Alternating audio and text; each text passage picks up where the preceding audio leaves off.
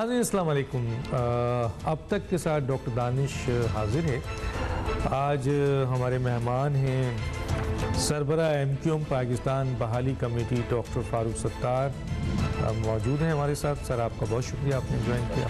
कुछ अहम बहुत चीज़ें हैं जिन जो डॉक्टर साहब करना है, तो कुछ नई डेवलपमेंट भी है और जाहिर है डॉक्टर साहब तो बेस हैं मुत्तहिदा कौम पाकिस्तान के। कल भी थे, आज भी थे, कल भी फेस वैल्यू है, आज भी फेस वैल्यू है, माने ना माने कोई। डॉक्टर साहब सबसे पहले तो मैं ये आता हूँ आपकी तरफ कि ये जो प्रॉपर्टी का केस हुआ है लंदन में, MQM ने किया है अल्ताफ़ हुसैन के हवाले से। 7 प्रॉपर्टी हैं शायद वहाँ। जी 7 है। तो यहाँ भी तो सर कोई 22 या 23 या 24 प्रॉपर्टी हैं, उसका क्या है? जब 2020 में MQM पाकिस्तान राब्ता कमेटी और सरबरा खालिद मुगल सिद्दीकी उनकी इजाज़त से जनाब अमीनुल हक जो कि वज़ीर इत्तलात भी हैं, वफाकी वज़ीर इत्तलात और राब्ता कमेटी के रुकन भी है, उन्होंने जब ये पटिशन दायर की तो मैंने उन्हें सख्ती के साथ ये मशवरा दिया था कि इस अमल से फ़ायदा नहीं होगा, नुकसान होगा और हमें ये लड़ाई या ये वक्त नहीं इस झगड़े का, क्योंकि आपके पास 22 प्रॉपर्टी जो पाकिस्तान में है, पहले उसको तो आप बचा लें और उसका तो सही मसरफ़ इस्तेमाल कर लें जो KKF की हैं, मुख्तलिफ़ जगहों पर है, किसी की ज़ाती तहवील में है, कोई क़ानून नाफिज करने वाले इदारों के पास है। यानी जो 2016-23 अगस्त को जब हम अलग हुए लंदन से, तो उसके बाद से उन प्रॉपर्टियों को मैनेज करना मुश्किल हो गया था ना।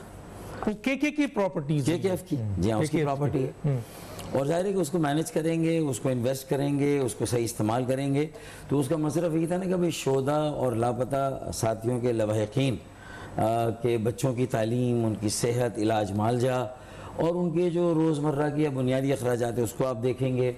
जो जेल में असीर हैं अगर वो कहीं मुस्तहिक है तो उनकी फैमिलीज़ की मदद करेंगे। फिर इसके अलावा भी इस वक्त जो मुल्की मईशत के हालात हैं तो उसमें हमारा वोटर हो ना हो, आपको तो एक आम आदमी की तरफ भी तवज्जो देनी है।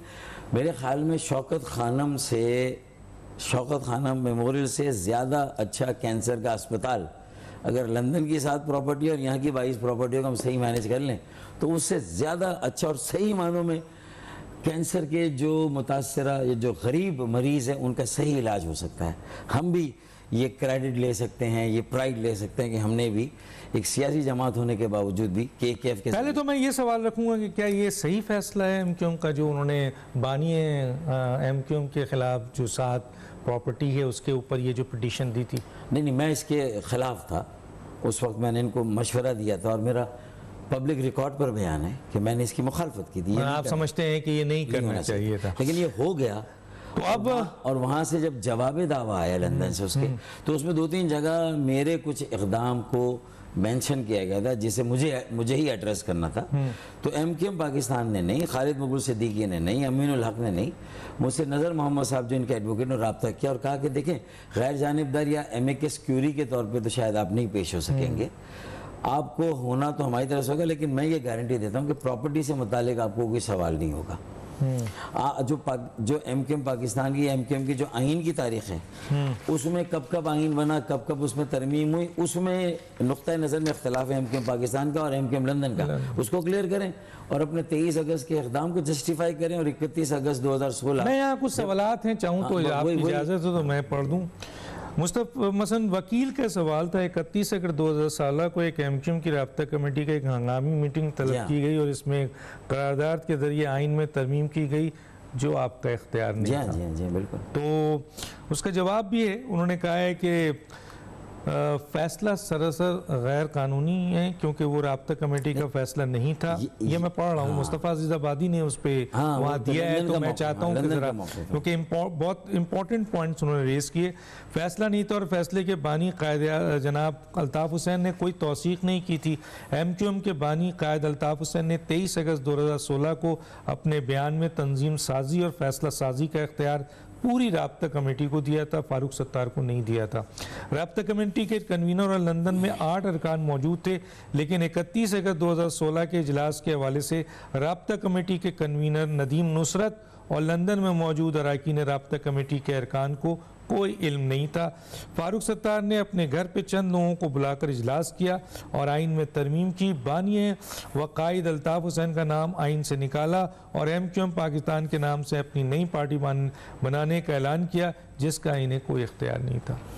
तो सर इस पे क्या कहेंगे सर? नहीं, ना सिर्फ मुझे और राब्ता कमेटी को इख्तियार था और 2/3 अक्सरियत से ही 31 अगस्त की जो हंगामी मीटिंग थी उसमें 9B का क्लॉज हटाया हमने MQM के आइन से, जिसके तहत MQM के बानी से हमें उस वक्त भी रहनुमाई लेने पर हमें एक ऑब्लिगेशन था कि हम रहनुमाई ले लें अहम फैसलों में, और वो भी ना लेना चाहे तो नहीं ले सकते। तो इसका मतलब गोया कि इतने सालों तक रहनुमाई ली गई, जो वहाँ से कोई बात आई उसको भी माना गया, तो वो एक out of respect, out of deference था।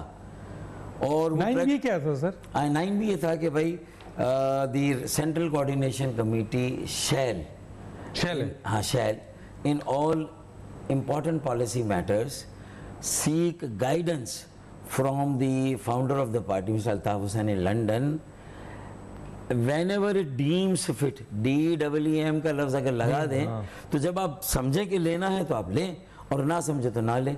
तो इसलिए 9B को भी अगर मेरे लंदन के साथ ये छेड़ेंगे ना तो देखें, तो आपने तो हटा दिया था। हटा दिया हमने। लेकिन वो ये कहते हैं कि आपने अपने घर के में छोटी सी एक वो की जो और उस पर नहीं किया, तो आप समझते हैं कि ये उनका स्टेटमेंट गलत है? देखें 22 अफराद जो मौजूद थे उनमें से 14 तो राब्ता कमेटी के रुकन थे, बाकी 8 कोऑप्टेड थे। लंदन के 8 ना भी हों तो उनमें से नदीम नुसरत, वासे जलील और डॉक्टर दानिश, ये तीनों ने उसको अप्रूव किया। 3 अफराद जेल में थे, कवर नवीद, शाहिद पाशा, कमर मंसूर। उनसे अगले दिन हमने लॉयर भिजवा के वहाँ से अप्रूवल ले ली। तो हमारे पास 23 जो लोग थे मौजूद, उसमें से 16 ने उसको वोट दिया और राब्ता कमेटी के अगर काउंट लें तो 22 में से 15 ने वोट दिया। और ये कौन सी राब्ता कमेटी है? जो अप्रैल 30, 2016 में इंट्रा पार्टी इलेक्शन हुआ था, जब MQM के बानी मौजूद थे उसमें, और ये इलेक्शन कमीशन में सारा रिकॉर्ड मौजूद है। ये हुआ है। लेकिन एक और बहुत इंपॉर्टेंट डिस्प्यूट, तो कोई इक़दाम गैर आईनी नहीं था। अच्छा, फिर इसकी तौसीक़ ही तो की MQM के बानी ने, और तौसीक़ करके तो कहा कि भाई जाएं, डॉक्टर फारूक सत्तार का फैसला एंड हिकमत मतलब है कि विजडम और हिकमत पर मबनी है और उन्हें ज्वाइन करें। तो वहां से भी तौसीक हो गई ना, तौसीक वहां से भी हुई ना। अच्छा, और तो आपने भी उनको एक्सेप्ट किया था ना? हाँ, लेकिन यहाँ पे तो सब है कि आपने जिसमें उनका नाम ही निकाल दिया था, आपने बानी अल्ताफ हुसैन का नाम निकाल दिया। देखिए तौसीक किस बात? वो प्रीएम्बल में था। अच्छा, प्रीएम्बल में। अच्छा, जब हम अलग हो रहे हैं और हम कह रहे हैं कि अब MQM सिर्फ पाकिस्तान से चलेगी, 2 जगह से नहीं चलेगी, लंदन से भी, यहाँ से भी, तो अलग होना फंक्शनल और प्रैक्टिकली उसका मतलब ये कि हम लंदन से अलग हो रहे थे। और मेरे उस फैसले को पूरी दुनिया ने, पूरे मुल्क ने, ये प्रीएम्बल था सर? प्रीएम्बल में नाम था। हाँ, प्रीएम्बल में नाम। आइन में ऐसी? आइन में नहीं था। आइन के जो रेलेवेंट क्लॉजेस उसमें नहीं था। अच्छा, वो तो मैं कह रहा हूँ ना कि इतने सालों कह रहे 2015 का जो आइन था वो वसीम अख्तर ने ड्राफ्ट किया था, सेंट्रल एग्जीक्यूटिव काउंसिल के इंचार्ज के, ऐसे 21 मई 2015 को अपने रिंग लेटर के साथ इंटरनेशनल सेक्रेटरीट को, राब्ता कमेटी पाकिस्तान की ईमेल एड्रेस से इंटरनेशनल सेक्रेटरीट को बज़रिया ईमेल भेजा था। इन्होंने अदालत को बताया MQM का 2015 का आइन 21 अक्टूबर 2015 को मंजूर किया गया। अगले रोज़ 22 अक्टूबर 2015 को MQM के बानी अल्ताफ हुसैन ने उसकी मंजूरी दी थी। आपका मैंने पढ़ा, उसमें आप कहते हैं कि ये 2015 में कोई मंजूरी नहीं दी लंदन ने, क्योंकि राब्ता कमेटी में कभी वो आइन आया ही नहीं। अगर वो आइन कहीं बनना शुरू हुआ था तो सैयद सरदार अहमद और वसीम अख्तर के बीच में था, और लंदन एक नज़र दिखाने के लिए गया होगा, वहाँ से कुछ तरमीम आई जो सैयद सरदार अहमद ने शायद अपनी राइटिंग से उसको तरमीम की। तो मैंने वो मुसवदा देखा ज़रूर, लेकिन मेरी नज़र में 2015 में कभी वो आइन तसी शुदा या वैसे आपके सामने नहीं आया मुसवदा। मेरे सामने 2015 में आप क्या थे? राब्ता मैं डेप्यूटी कन्वीनर था। डिप्टी कन्वीनर आपके सामने ये नहीं? मैं था। कन्वीनर सिद्दीकी थे। कन्वीनर कौन था उसको? नदीम नुसरत थे। नदीम नुसरत। हाँ, और नदीम नुसरत ने भी गवाही दी है। कि ये नहीं 2015 का कोई आएंगे चले, नहीं। ये बात तो वहां तक चली गई हाँ है। चली गई ना, कि वो भी अब- पेश हुए इस मुकदमे में। और हम किसी के लिए नहीं, फॉरेन अगेंस्ट नहीं, हम हुए थे जो हमसे मुताल्लिक बातें मंसूब हुई थी उसकी वजाहत के लिए कि भाई ये ऐसा नहीं है, ऐसा है कि 31 अगस्त को राब्ता कमेटी अच्छा, इन्होंने नदीम नुसरत का भी हवाला दिया वो 2017 के हवाले से कि नदीम नुसरत ने भी 17 सितंबर 2017 को लंदन में इज्तिमा करते हुए, ज़ाहिर है वो रिकॉर्ड का हिस्सा भी होगा, फैसले की शदीद मजम्मत की और कहा कि अल्ताफ हुसैन के बगैर कोई MQM कुछ नहीं होगी। ऐसा स्टेटमेंट तो था। देखिए ना, नदीम नुसरत ने भी मेरे ख्याल में अदालत में कहा कि ऐसा स्टेटमेंट था, लेकिन नदीम नुसरत ने कहा कि मैं जिस फ्लो में था जो 2016 से पहले का, मैं तो उसी में चल रहा था। लेकिन फिर मुझे रियलाइजेशन हुई तो मैंने MQM के बानी को छोड़ दिया, मैंने लंदन MQM को छोड़ दिया और मैं भी अलग हो गया।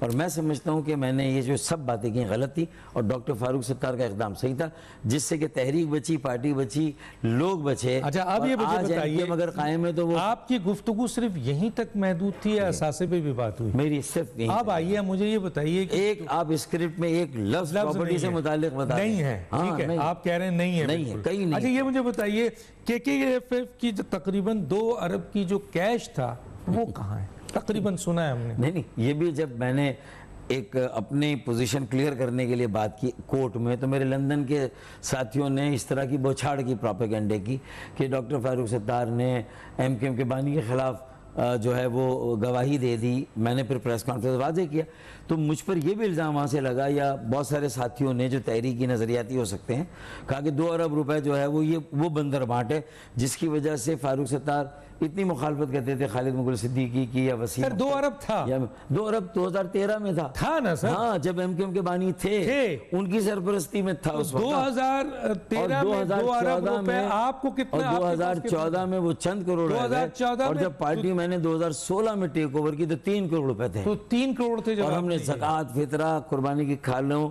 से जो आमदनी 2 अरब से सिर्फ 2 साल में ये आपके 3 करोड़ आपको मिले हैं। तो ये पैसा कहाँ गया? देखिए, मैं सुनता रहा कि कुछ मेरे जो सिग्नेचरीज थे उनकी दस्तखत से कोई 40 करोड़ निकला, कोई 20 निकला, फिर 40 निकला, फिर 20 निकला। ये मैंने सुना जरूर। सिग्नेटरी कौन था सर? सिग्नेचरी का मैंने अभी कोई एक्सक्लूसिव किसी इंटरव्यू में इसको डिस्क्लोज नहीं किया है। क्योंकि मैं समझता हूँ तो सिग्नेटरी की तो रिस्पॉन्सिबिलिटी बनती है ना सर, जब वो साइन कर रहा है। इसीलिए अल्हम्दुलिल्लाह अल्लाह के फजल करम से किसी इतने बड़े चेक में मैं भी सिग्नेटरी हूँ, 3 सिग्नेटरी में से, लेकिन मैंने साइन नहीं किया।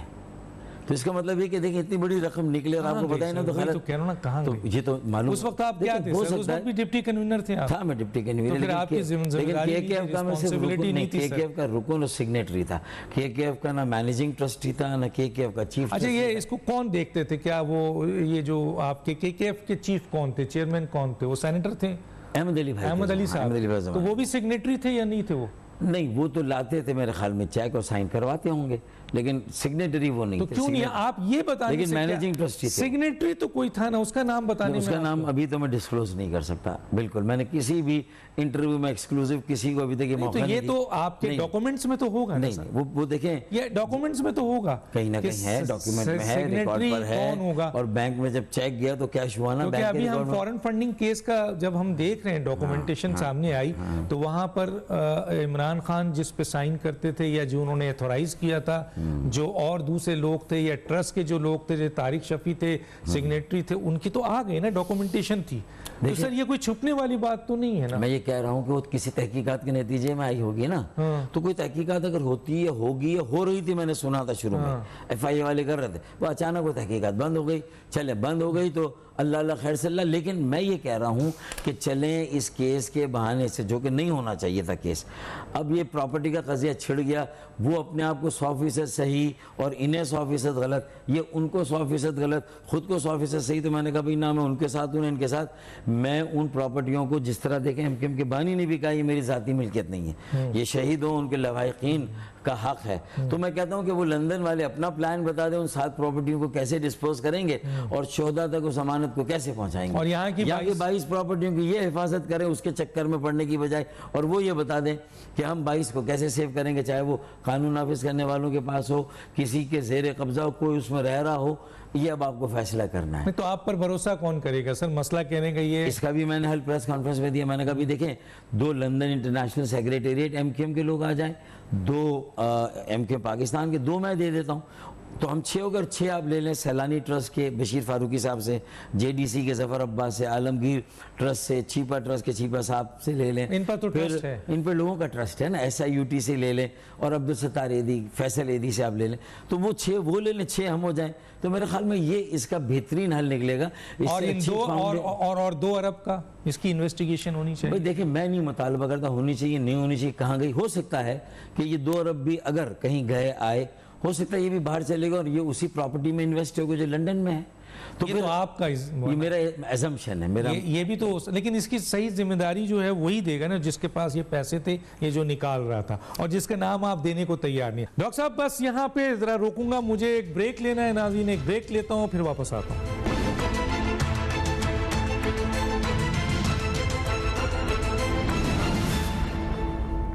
वेलकम बैक नाज़रीन, डॉक्टर फारूक सत्तार हमारे साथ हैं, इनसे बात करते हैं। अच्छा सर ये बताइए, आप एमक्यूएम का हिस्सा हैं अभी? अब मैं तो समझता हूँ कि मैं एमक्यूएम से अलग हूँ ही नहीं। नहीं वो एक अलग बात है, वो तो मेरा ख्याल है कराची के लोग भी नहीं समझते आपको एमक्यूएम से अलग है, पाकिस्तान के लोग भी नहीं समझते। नजरिए, उसकी रूह, सोच और फिगर से अलग नहीं है, लेकिन वैसे तो सर आप अलग हैं। हाँ वैसे अलग हो जाए। लेकिन सर ये बताइए कि आपको एमक्यूएम से, जबकि आप एमक्यूएम का हिस्सा बन गए थे, क्यों अलग कर दिया गया? राब्ता कमेटी ने आपको अलग किया था, किसी वजह से अलग? देखिए, मेरा अख्तिलाफ कुछ लोगों से जो बड़े हैं वहाँ के, वो अली रज़ा आब्दी से शुरू हुआ। मैं उनको कहता था कि ये इतना हमारा प्रेजेंटेबल चेहरा है, इतना नफीस आदमी है, पढ़ा लिखा, सुलझा हुआ, इतनी अच्छी बात करता है, हमारा मुस्तकबिल का मेयर का उम्मीदवार हो सकता है वो, तो उसे राब्ता कमेटी में ले। तो एड़ी चोटी का जोर लगा कि मेरे कुछ लोगों ने ना राब्ता कमेटी में मुझे उसे डालने दिया, ना मुझे पब्लिक रिलेशन के डिपार्टमेंट में, ना ही मीडिया में। तो इसका मतलब है कि अगर इतने इनसिक्योर हैं अली रज़ा आब्दी से मेरे कुछ साथी, तो मुझे बताएं कि फिर पार्टी को आगे कैसे बढ़ाएंगे। एक निस्बतन हमसे कम उम्र का अच्छा MNA, उस पर कोई करप्शन का इल्जाम नहीं, उसने अपने MNA फंड को भी सही लगाया। तो ऑब्जेक्शन क्या था उनका? यही था ना सारी बातें कि वो टैलेंटेड था, बासलाहियत था, लोगों में काबिल कबूल था, क्रेडिबल था, मोतबर था।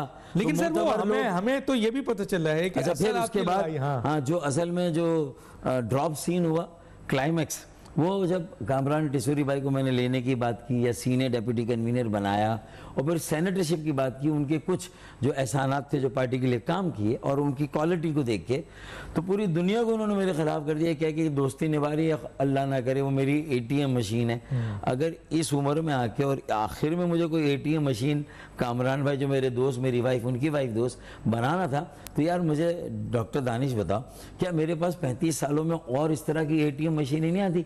मैं भी दूसरों की तरह डिफेंस, क्लिफ्टन, पूरी दुनिया में मेरी भी बहुत सारी प्रॉपर्टियां होती, मेरे बैंक अकाउंट होते हैं, मेरी इन्वेस्टमेंट होती, मेरे कहाँ मेरे कारोबार नहीं होते। तो सर वो बहुत संगीन इल्जाम आप पे लगे थे ना। लेकिन उसके बाद मैंने कहा कि आए फिर इंक्वायरी कर लें, अगर कुछ मैंने दिया है तो। मेरी जमानत के पैसे उन्होंने जरूर दिए थे, जो मेरे केसों के थे वो उन्होंने जरूर दिए थे, बरमला मैंने कहा, बाकी मैंने अपना सारा हिसाब दिया अपनी पिजारों का। ये मेन रीजन था सर, मेन रीजन बनाया। अच्छा, अब खुदा का करना सवाल, अब आप सवाल है सर, खुदा का अच्छा, मुझसे कहते थे कि भाई MKM is not for sale, ये कहा था उस जमाने में किसी ने। फिर कहा था कि फारूक भाई को उनमें क्या नजर आया, सुरखाब के पर हैं क्या? अब कोई कुर्बानी नहीं है उनकी, कोई काम नहीं है उनका, अब उन्हें अब उन्हें ना सिर्फ सर का ताज बनाया गया, राब्ता कमेटी और डेप्यूटी कन्वीनर दोबारा बनाया गया, बल्कि गवर्नर बना दिया गया। सेनेट की सीट छोटी थी, गवर्नर की सीट तो बहुत आला सीट है। तो फिर मैं यही कह सकता हूँ कि चले, अब अगर कामरान भाई में उनको ये खूबियाँ नज़र आई हैं तो अब उससे लाताल्लुकी की बजाय उस ऑफिस को ओन करके उसे डॉक्टर इशरतुल इबाद के ज़माने में जिस तरह गवर्नर का ऑफिस एक MKM का फंक्शनल ऑफिस, उसे फंक्शनल बनाए, सारी बरादरियों को, सारी कम्युनिटीज़ को, सारे मसालिक, मज़ाहिब, ताजिरों, सनतकारों, सिविल सोसाइटी। लेकिन सन लोगों में ये हजम नहीं हो रहा है कि जो राब्ता कमेटी, देखें फारूक सत्तार कोई छोटा नाम तो नहीं है ना सर, फारूक सत्तार कारकुनों में बगावत है। तो भाई यही कारकुन कह रहे हैं कि भाई जब उनको आपने ले लिया तो अब फारूक भाई को कब लेंगे? तो इसका मतलब अब मेरे लिए एक कारकुन खड़ा हो गया है। तो ये एक कब जाएंगे सर अगर वो आपको? कारकुनान का दबाव इंशाल्लाह कितना, रेफरेंडम कहाँ गया? और मैं कहता हूं कि रेफरेंडम कारकुनों का करा लें, या मैं ये कहता हूं कि एक कारकुनों का इजलास करें, मैं 1000 साथी ले जाऊंगा, तुम्हारे 2000 होंगे, हम एक दूसरे से गले ही मिलेंगे। इसे आप इंट्रा पार्टी इलेक्शन की बात कर रहे नहीं, उसके आगे होगा इंटर पार्टी। ये तो सिर्फ हमारी वापसी और एक खुश असलूब और खैर से गाली के उस पर मोहब्बत का इजहार हो, एहतराम एक दूसरे का, और कौम से माफ़ी मांगे, वोट बैंक से, महाजरों से, मजलूमों से कि भाई हमसे गलतियां हुई, आइंदा उसका इजाला करेंगे, फोकस एजेंडे पे काम करेंगे।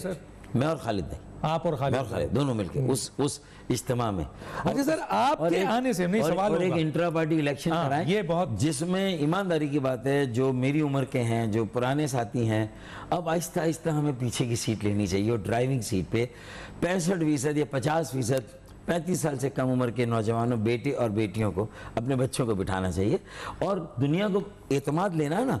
पीटीआई हमारा वोट बैंक ले गई भाई, उसने जब हम ले गई थी या दिला, ये भी तो ये दिलाया गया 2018 लेकिन में, अब 2000 फिर वापस आ रहा था। हाँ। लेकिन आसिफ पीपल्स पार्टी से हाथ मिलाकर और पीटीआई को छोड़ के इन्होंने जो गलती की तो उससे लोग और ज्यादा बदजन हो गए। लेकिन सवाल ये पैदा होता है सर कि पीटीआई में रहकर भी तो आपको बहुत बड़ा नुकसान हुआ ना, क्योंकि आपकी इलेक्शंस में आप पीटीआई के दौर में हुकूमत में रहते हुए कह रहा आपने हूं कि आपकी मत मारी गई थी कि जब आप पीटीआई में रहे तो 4 साल कुछ नहीं किया, और जब उसका बुरा वक्त आया तो उसके साथ खड़े होने की बजाय वो देखे ना, मोनस इलाही ने तो कहा कि भाई हमें तो था कुछ इशारा, हम तो पीटीआई की तरफ तो इशारा उसने बता दिया, इन्होंने नहीं बताया। इन्होंने नहीं बताया कि इनको इशारा लेकिन किया। सर मुझे मैं एक इनको किस तरफ का इशारा सवाल इन्होंने बहुत दिया। जरूरी पूछना चाहता हूँ। एक तो ये है कि सर आप भी कहते हैं लेकिन पीटीआई को छोड़ के अगर न्यूट्रल हो जाते हैं ना और माहिदा ना करते पीपल्स पार्टी से और इंतजार करते हैं, 4 साल गुजर गए तो 1 साल 4 साल सर सवाल ये पैदा होता है पीटीआई के साथ क्यों जुड़े। लेकिन अब सूबे में वजारतें लेने पर तुले हैं। 1100 अरब इमरान खान नहीं दे रहे हैं, 1.5 अरब नहीं दे रहे हैं, कुछ नहीं दिया ना। सबसे बड़ी बात ये। 1100 अच्छा सर, पीपल्स 1100 अरब कुछ नहीं दिया। पार्टी ने तो आपका सीट कब्जा नहीं किया ना, वो तो रवायती सीट है, 2 या 3 ले जाते हैं ना। हाँ, कराची मानते हैं सर? हाँ, कराची। पीटीआई ने आपकी सीट ली है ना सर। हाँ। फिर उनसे इत्तेहाद कैसे हुआ? ये तो मैंने उस वक्त भी कहा था कि मुझे तो निकाल दो, हटा दो, जो तैयारी हो रही थी, लेकिन मेरा मशवरा है कि इनको ज्वाइन इस तरह करें जैसे बलूचिस्तान नेशनल मूवमेंट ने किया, वजारतें लिए बगैर सपोर्ट ज़रूर किया डेमोक्रेसी के लिए, अक्सरियती पार्टी है, उसे मौका देने के लिए कि भाई उन्होंने तब्दीली की थी, बड़ी एंगल की बात आप हाँ तो करते हैं, उनके लेजिस्लेशन कानून साजी में साथ देते, बजट पास करते, लेकिन अपना अपर हैंड रखते। 3 महीने में मैं इस पे नहीं समझ पा रहा। एक ऐसी जमात हाँ जिसने 14 सीटें कराची की आपकी उठा ली, आपको रोड पे लाके खड़ा कर दिया, 14 में आप उसको हुकूमत में सपोर्ट करने जा रहे, क्यों? देखिए, अगर बाकी 3 जमातों में पीटीआई को उस वक्त सबसे ज्यादा सीटें मिली या दिला दी गई, ठीक है ना, तो सर बाजवा साहब भी मान दिला दी गई ना। हाँ, सिलेक्टेड और सब हो गए, इम्पोर्टेड वो सब चीजें हो गई। 70 लाख वोट पड़ गए, वो सिलेक्टेड थे पीटीआई की 14 सीट है सर, कराची में 2 सीट अच्छा, 14 में से 6 तो हमारी छीनी थी। तो फिर ठीक है, एक नवाज शरीफ साहब, वो शहबाज शरीफ को जो बल्दिया टाउन से आया, और एक बिलावल भुट्टो की लियारी से, तो 8 सीट, तो 6 फिर भी पीटीआई की निकलती। चले 14 दिला दी ना। इस तरह इससे पहले के इलेक्शन में बाकी जमातों पर भी इल्जाम लगे, तो चले इसको एक तरफ रख तो सर जिसने सीट छीनी है उसके साथ इत्तेहाद का मकसद क्या था? देखिए, इस तरह तो हमारा इल्जाम दूसरी जमातों पर भी होता था ना कि हमारी सीटें छीनी या हमने किसी की छीनी। देखिए, ये सारी चीजें लगती रही हैं माजी में भी। मैं ये कह रहा हूँ कि चले अगर एक वजीर आजम बनने जा रहा है, तब्दीली की बात की है, बाकी जमातों को अवाम ने आजमाया था, चले इन्हें चांस दे। अब आप कहाँ खड़े? लेकिन मैंने कहा था वजारतें नहीं लेना, वजारतों का बोझ नहीं लेना। अब भी कहता हूँ एडमिनिस्ट्रेटरशिप नहीं लेना, ना डीएमसीज की, ना केएमसी तो की, मांग रहे हैं सर। वो ले रहे हैं 2 दिन के बाद। इसी तरह सूबे में वजारतें लेने चंद महीनों के लिए ले रहे हैं यार। ये खामोशी खत्म होने वाली, शोर आने वाला, दौर आने वाला। डॉक्टर दानिश ये गलती करेंगे, एक और गलती करेंगे, लोग वोटर और बस अपनी पार्टी के अंदर इस्लाहात करें, तंजीमी इस्लाहात करें, मायूस लोगों को उम्मीद की तरफ लाएं, जो घर बैठ गए अच्छे कारकुनों को लाएं। मैं साथ हूँ, मुझे पार्टी में ना लें। खालिद भाई कहें आप मेरे साथ चलें, हम तंजीम साजी करते हैं। मैं खालिद भाई, ये तो उन्होंने भी कहा था डॉक्टर इशरतुल इबाद ने कि मुझे तंजीम का हिस्सा ना बनाए, एडमिनिस्ट्रेटिवली जितना तजर्बा मेरा है वो एडमिनिस्ट्रेटिवली कर ले, हम तंजीम का कर लेंगे। थोड़ा मैं बैलेंस। आप ही कन्वीनर रहिए। नहीं, मुझे कन्वीनर ना भी बनाए, मैंने तो ये भी कह दिया। अच्छा, मैं एक छोटा सा ब्रेक लूंगा, फिर वापस आता हूँ। नाज़रीन, एक छोटा सा ब्रेक, फिर मैं आता हूँ।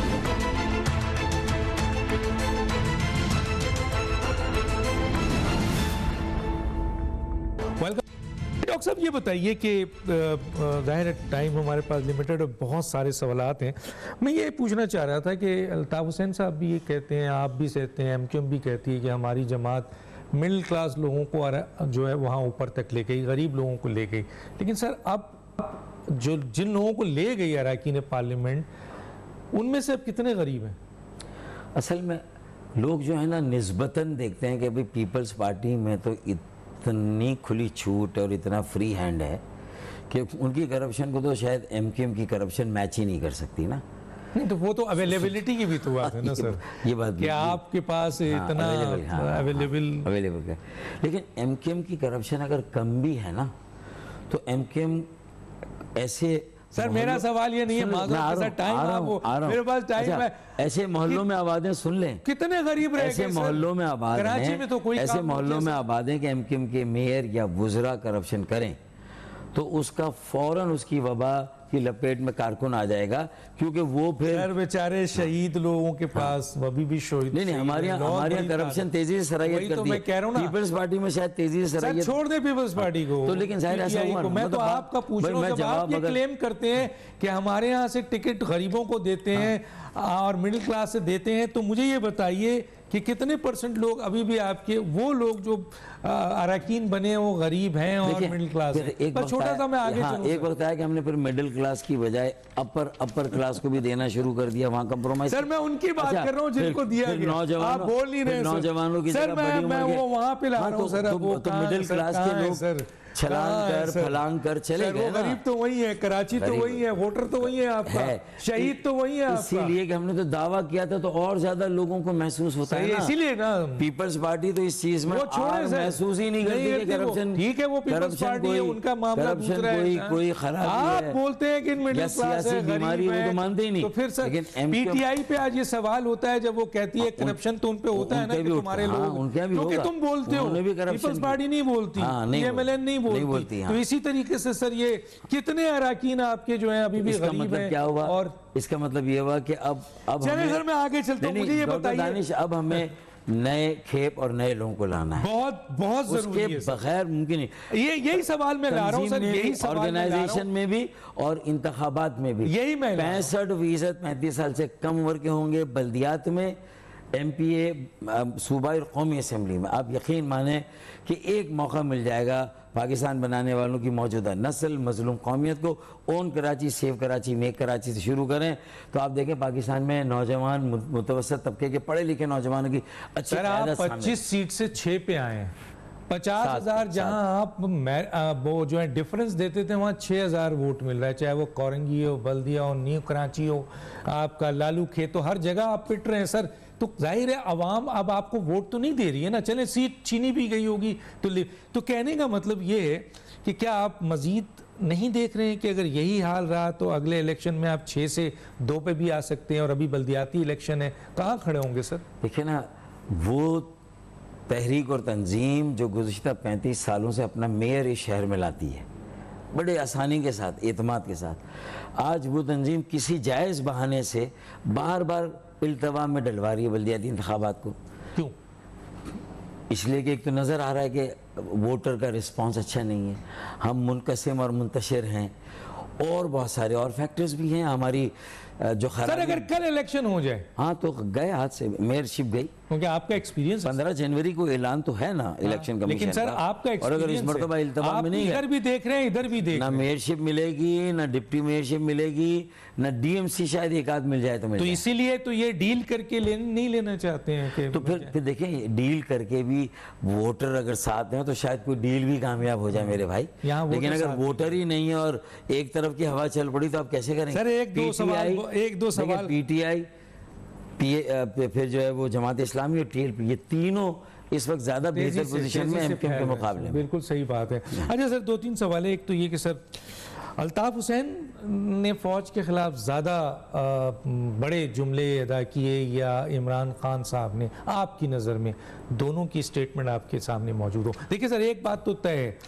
कि दीन के खिलाफ, पाकिस्तान के खिलाफ, आइन और कानून के खिलाफ और पाकिस्तान के इदारों के खिलाफ, खासतौर पे फौज, एक दो आदमी की बात नहीं हो रही है, हाँ। इदारे के खिलाफ कोई कॉम्प्रोमाइज नहीं है। नहीं है। लेकिन सर अगर दो शख्सियत को ये सवाल उठता है तो मैं भी आपसे पूछना चाहता हूँ, देखिए। अल्ताफ हुसैन ने ज्यादा फौज के खिलाफ बात की है या इमरान खान ने की, और किसकी देखिए, बात सख्त है? अल्ताफ हुसैन साहब ने जो बात की ना, उसकी तशरीह की ज़रूरत नहीं है या उसके तर्जुमे की ज़रूरत नहीं है, उन्होंने खुला ठला कह दिया। इमरान खान ने इनडायरेक्टली बात सर की। जानवर कहा है, मैं वही तो कह उन्होंने रहा हूं। गद्दार कहा है, मीर और अब जाफर, मीर जा- सादिक, तो सर गद्दार, न्यूट्रल का मतलब क्या? तो मतलब ये कि ये शायद सर अल्ताफ जो हुसैन- शोहदा थे अल्ताफ उनके हुसैन बारे साहब से भी दो हाथ आगे जाके यस, बात तो यही मैं पूछना चाह रहा हूँ, बिल्कुल ज्यादा ऐसे। कौन किसके किन्होंने? इंतहाई काबिल मजम्मत है ये, और ये तो एक इदारे को पूरी दुनिया में रुसवा करके पाकिस्तान की सलामती से आपने खिलवाड़ किया ना भाई। तो अब मेरे अब इंडिया अब रॉ का तो काम सारा आपने ले लिया, जो रॉ का काम था वो तो आप कर रहे हैं। सर इनके यहाँ परचम भी चले, पासपोर्ट भी जला, सब चीज जला है, तो मैं ये कह रहा हूँ साहब ज्यादा बड़ा जुर्म किसका नजर आता मुझे है? तो वाज़ेह तौर पर इमरान खान का नजर आता नजर आता है। क्योंकि उनके जुमले बहुत ही खतरनाक और खौफनाक। और तो क्या वजह है कि सिर्फ अल्ताफ हुसैन पर आप पाबंदी करें और इमरान खान पे न करें? एक न्यूट्रल ऑब्जर्वेशन मैं जरूर चाहूंगा, लोग सुनना चाहेंगे सर। क्या वजूहत है, क्या वजूहत है? मैं शायद देखिए, मैं कोई अल्ताफ हुसैन अच्छा, ये भी यू टर्न अच्छा, लेते हैं, वो भी यू टर्न लेते अल्ताफ हैं, हुसैन- वो भी माफी मांगते हाँ, हैं हाँ, और फिर शुरू हो जाते हैं। अच्छा, मैं उनका ब्रीफ नहीं होल्ड नहीं, कर रहा, बिल्कुल ठीक है ना, नहीं। मैं मैं तो उनसे अलग न्यूट्रल, हूँ, हाँ, बिल्कुल। लेकिन एक जो महाजिरों में एहसास महरूमी, उसमें एक इजाफा और हो गया यही अमल देख के कि भाई जो हमारा कोई बड़ा था तो उसके साथ तो ये सलूक, और जो हमारे बड़े अभी हैं वो तालियां बजाएं और उनकी तकरीर सुन ले तो एफआईआर कट जाए, लेकिन वहाँ तो ऐसा अमल नहीं हुआ। तो फिर ये फ़र्क को देख के उन्होंने ये शेर पढ़ा है कि औरों से तो हंस हंस के मुलाकात करो हो और हमसे वही जहर भरी बात करो हो, दामन पे कोई छींट न खंजर पे कोई दाग, तुम कत्ल करो हो कि घरामात करो। और इसमें कोई शक नहीं है कि बानियानी पाकिस्तान की औलादी हैं सर, जिन्होंने पाकिस्तान के लिए बनाने में उनके असल साथ- कुर्बानी दी। उनके साथ ये डिस्क्रिमिनेशन नहीं होना चाहिए ना सर, ये उनके साथ ये- इंसाफ होना चाहिए। अगर अल्ताफ हुसैन माफी मांगते हैं और इमरान खान तो माफी भी नहीं मांग रहे हैं सर, बात तो ये भी है सर, लेकिन वो सियासत कर रहे हैं, उनको इख्तियार है, मेरा उनको काम गिरफ्तार भी नहीं, नहीं। आवाम का काम नहीं, कारकुनों का नहीं। मेरे ख्याल में इस वक्त आईनी तौर पे सुप्रीम कोर्ट का काम है कि उसे तय करना है अल्टीमेटली, किसी के खिलाफ भी कोई बात हो। वरना एक बहुत बड़ी तादाद है सर आपकी कि जो और एहसास रियासती महरूमी- इदारों को कहीं ना कहीं बाहम सर जोड़कर मिलकर इन सारी बातों का भी एक वक्त आएगा, ये फैसला करना होगा अच्छा सर, ये आखिरी एक चीज है कि किसी को आपके- गद्दारी का सर्टिफिकेट नहीं ना हो जाए, बहुत अनलेस गलत एंड है। अनटिल प्रूव्ड सर यहाँ तो वो कहते हैं कि मुहिब वतन जनरल और आर्मी चीफ को जो कि कमांड है 8 लाख फौज की सर, जो उन्हें शान गद्दार है, का, उन्हें उसको गद्दार ऐसे का जुमले अदा किए हैं। यहाँ तो मुझे नहीं मिले ऐसे नेवर हर्ड ऑफ, है ना कभी सर? नहीं सुना हमने। तो बहरहाल एक आखिरी सर, पीएसपी जलसे तो बहुत अच्छी करती है, लोग भी जमा होती है, तंजीम भी उनके पास है, लीडर भी उनका बड़ा बेबाक बोलता है, लेकिन सर क्या वजूहत है कि वो वोट नहीं ले पा रहे हैं? देखिए, मेरे ख्याल में एमकेएम से अलग होके किसी ने भी अलग जमात तो यहाँ बनाई तो तंजीम- एमकेएम भी खत्म हो रही है ना सर, ठीक है, तो रिप्लेस कौन करेगा? तो इसीलिए जमात इस्लामी? मैंने कहा ना, जमात इस्लामी, टीएलपी, पीटीआई इस वक्त तैयार। अगर ऐसे हालात रहे, पीटीआई को चूंकि एक मुश्किल हालात का सामना है, तो इसलिए ये भी एमकेएम की खुशबख्ती है कि वो इससे फायदा उठाए, वैक्यूम है। टीएलपी को आगे नहीं जाने देते ना सर, ये भी तो एक इंटरनेशनल इशू है कि टीएलपी अगर सही मायनों में हुआ तो रिप्लेस कर दे। टीएलपी ने खुद बहुत सारी बेड़ियां अपने पैरों में डाल दी, मारी ठीक है ना।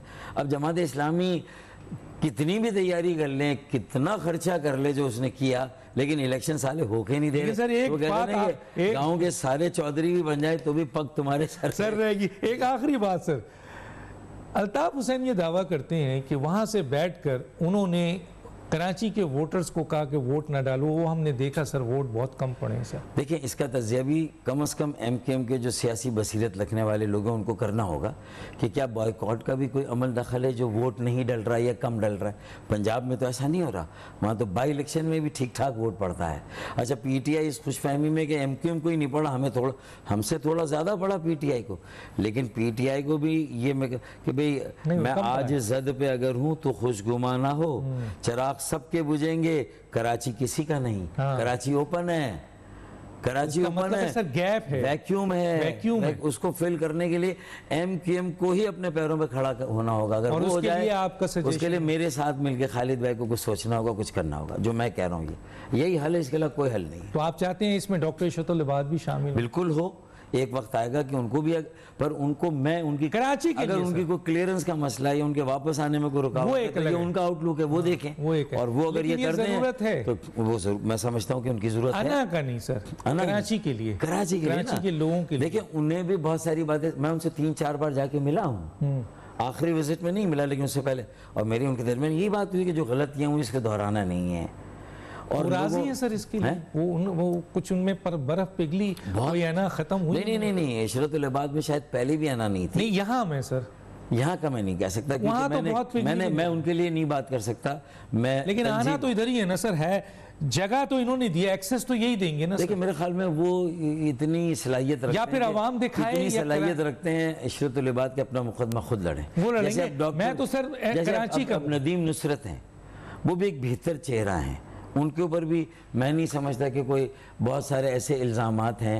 सर बहुत सारे चेहरे जो भी अंदर हैं उन पर भी तो इल्जाम रजा हारून एक अच्छा चेहरा है। बहुत फिर बेहतरीन मैं तो ये भी चाहता हूँ कि सबको लेके आए कई सर। जगहों पे क्या ये मुमकिन है? हैदराबाद रिजवी मेरे साथ नहीं खड़ा हुआ, हाँ। लेकिन मैं फिर भी समझता हूँ कि उसको भी लाना वो भी चाहिए। पार्टी का सेट है कहीं ना कहीं। हाँ। अल्लाह करे वो भी बाबर थोड़ा गौरी सा को भी आ जाना मुझे समझे, मेरे दिल को समझे, मेरे नजरिए को समझे। आना है सर। हाँ। कराची के लिए सर। हाँ, कराची। वरना ये 6 सीटें भी तारीख में गई गुम हो मेयरशिप तो जाएंगी, चली गई, तो ये भी फिर गई, आप कहाँ ये खड़े भी हैं? गई। बहुत शुक्रिया सर, बहुत सारे सवालात थे, तशनगी रह गई। डॉक्टर दानिश को इजाज़त दीजिए।